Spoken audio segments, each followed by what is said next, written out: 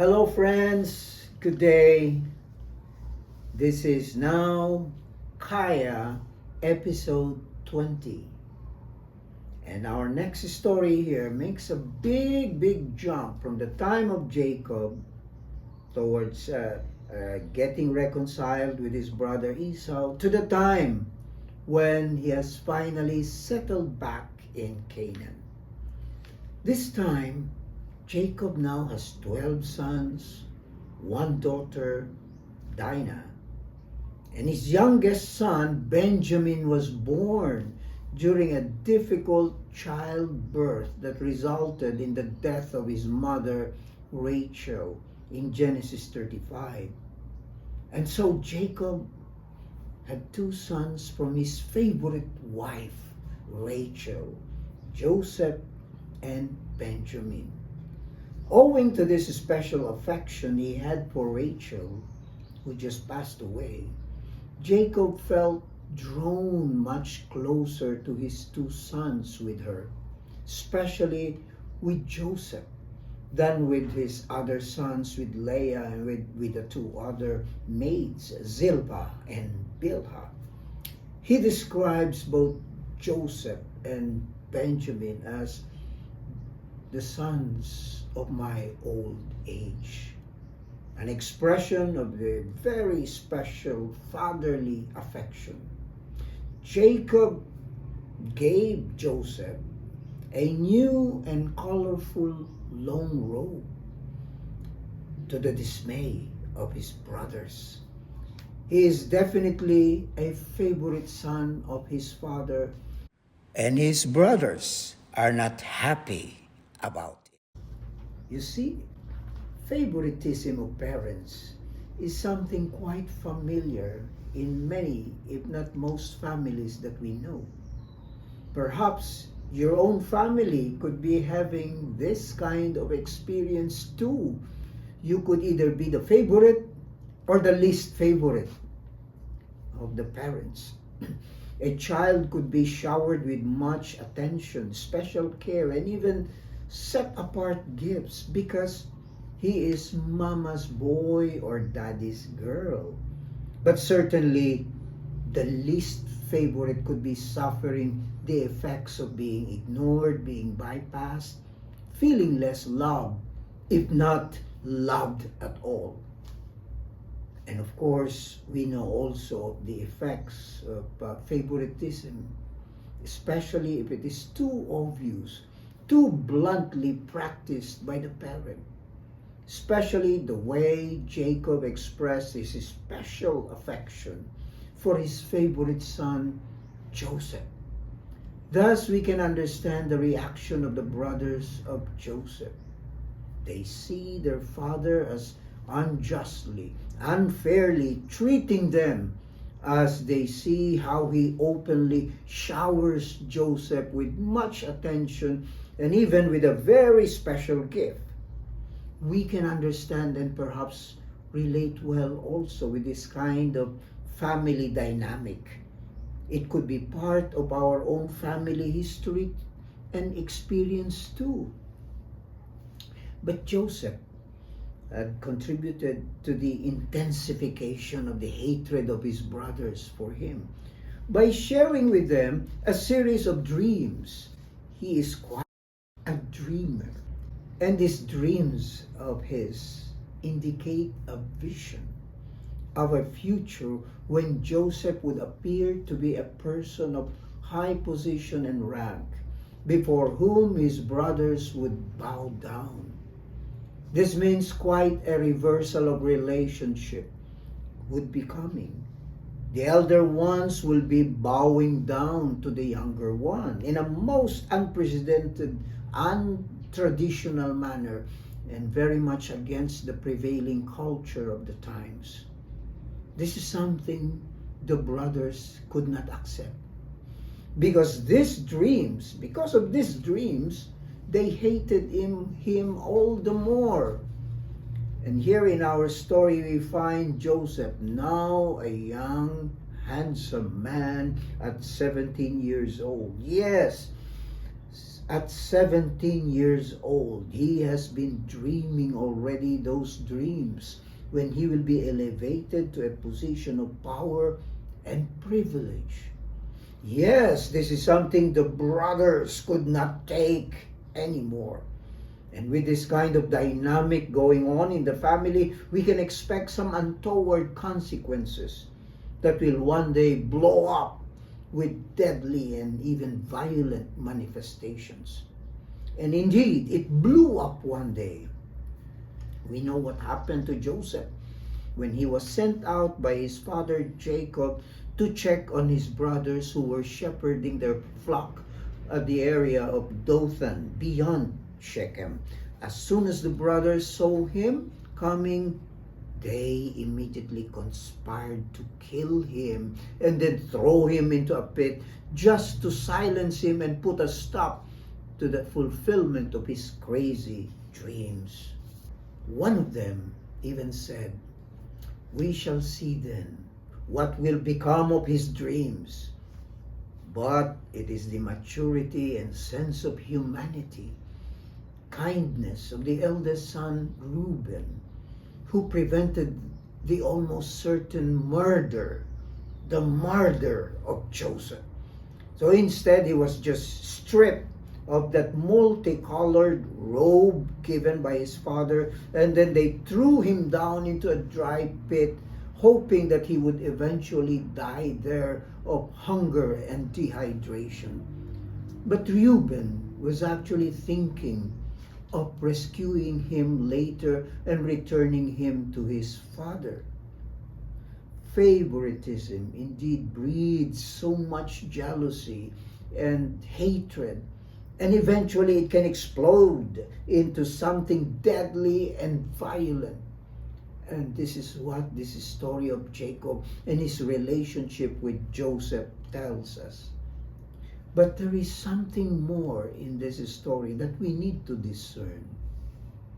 You know, this story is the beginning of a long narrative detailing the story of Joseph, starting with his being a favorite child of his father Jacob, to becoming the favorite official of the Pharaoh of Egypt, to becoming the favorite child of God in the realization of God's amazing plans for his people who would eventually form the nation Israel. In the story of Joseph, we could see the unfolding story of God's amazing, mysterious ways in the lives and history of a people. God's ways truly are quite hidden most of the time. You cannot immediately discern any sign that Joseph would end up as the savior of his own people from famine, hunger, and starvation. But he was also the savior of the Egyptian people from the long-term famine that he himself had predicted by interpreting the dreams of the Pharaoh. We would never have realized that this long and winding story of Joseph, his journey from powerlessness to great power in the kingdom of Egypt, would then become the theological bridge that will connect Genesis to Exodus, that will explain how the Israelites, then called as the Hebrews, ended up being settled well in Egypt at the very beginning of the book of Exodus. It is all because of Joseph. All because of his gift of wisdom, his gift of discernment, and his unwavering trust and faith in God, no matter what happens to him. Yes, he was thrown in the pit. He was also thrown into prison there in Egypt. But it is his being in prison that gave him the opportunity to share his gift in interpreting dreams and discerning the ways and plans of God. Joseph's brothers were acting out of anger, jealousy, hatred of their brother. But Joseph simply acted out of pure obedience. Obedience to his father, obedience to the Pharaoh, and obedience and respect to the ways of God in his life and in the life of his own people. Joseph could never had any inkling of the kind of destiny awaiting him until the moment of his being ambushed by his brothers, being thrown into a pit, and then rescued by passing Midianite traders, who then brought and sold him to Egyptian traders according to Genesis 37. And this move towards Egypt was so abrupt and painful, as he felt the pain of being betrayed by his own brothers, and also his being radically separated from his father. But this signaled the start of his journey to the kind of destiny prepared for him by God. Yes, the favorite son also has become the chosen and favored child of God. As we all know, Joseph ended up ascending to the second most powerful position in Egypt, second only to the Pharaoh.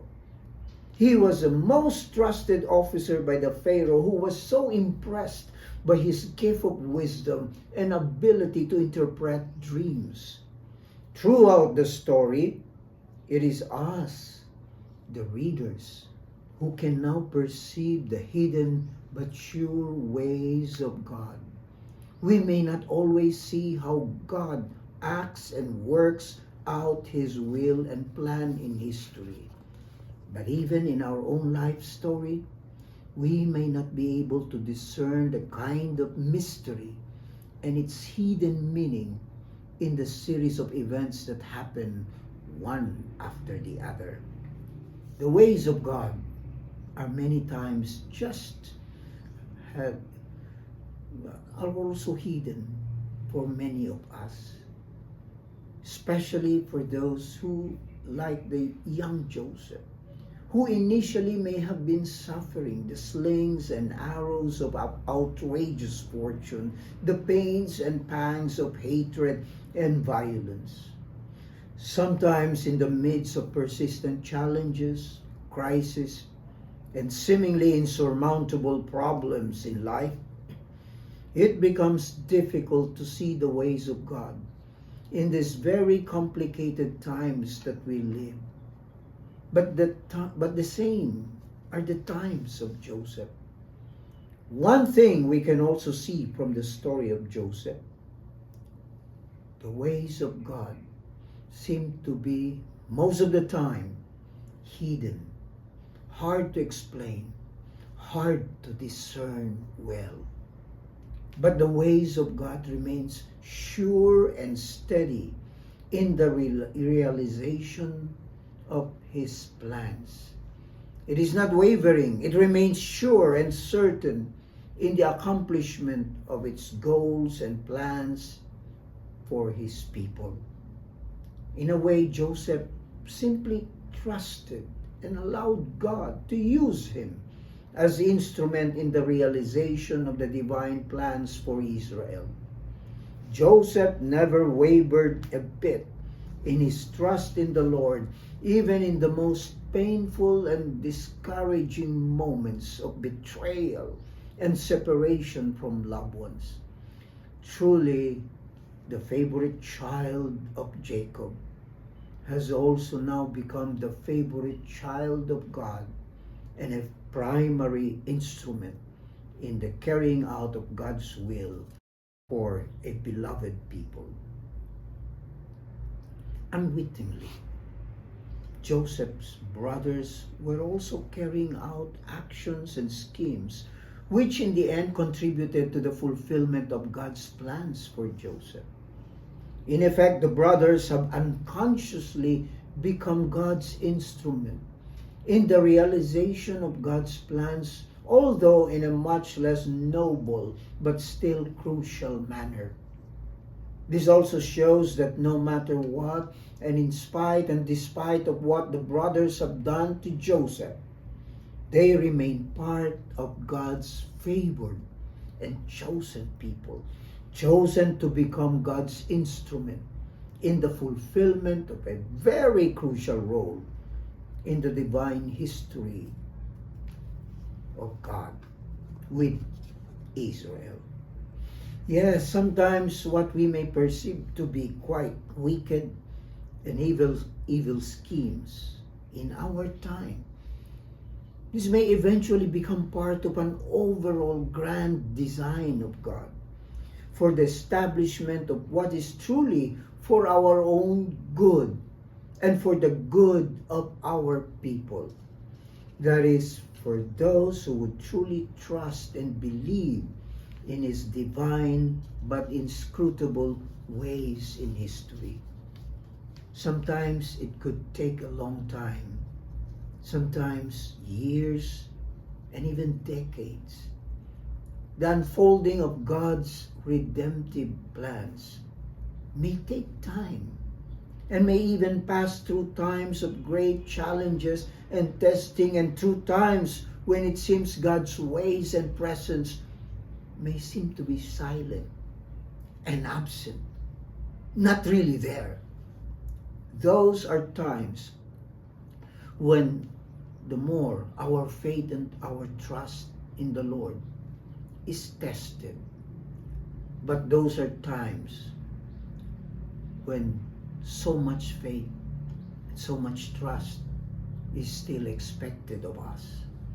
The more we need to have the patience of those faithfully waiting even in the meantime. Much greater trust is required to remain trusting in the goodness, in the wisdom and redemptive ways of God's love, even in times when it becomes difficult to remain believing and trusting. This is when all those who believe can make a difference in the life of others, when they become bearers of hope, bearers of goodwill, and transforming love, while living and acting as the salt and light of the world. No matter what the situation may be, just like the ways of Joseph. This will always be our distinct witness and testimony to the rest of the world that is longing and still looking for hope for a better future. Well, dear friends, we have reached the end of our reflections on the book of Genesis. It has been a long journey since the start, but it always remains an exciting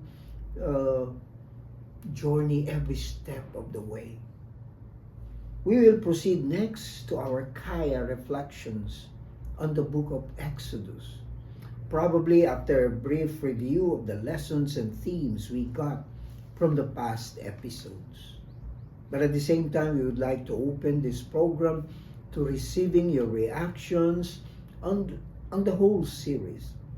Please do send us your comments and how this series may have been helpful to you, and your further suggestions on how we can further improve our program. At the same time, we still request for your continuing subscriptions and likes, and your recommendations and sharing of this to your friends. So thank you very much, and God bless everyone.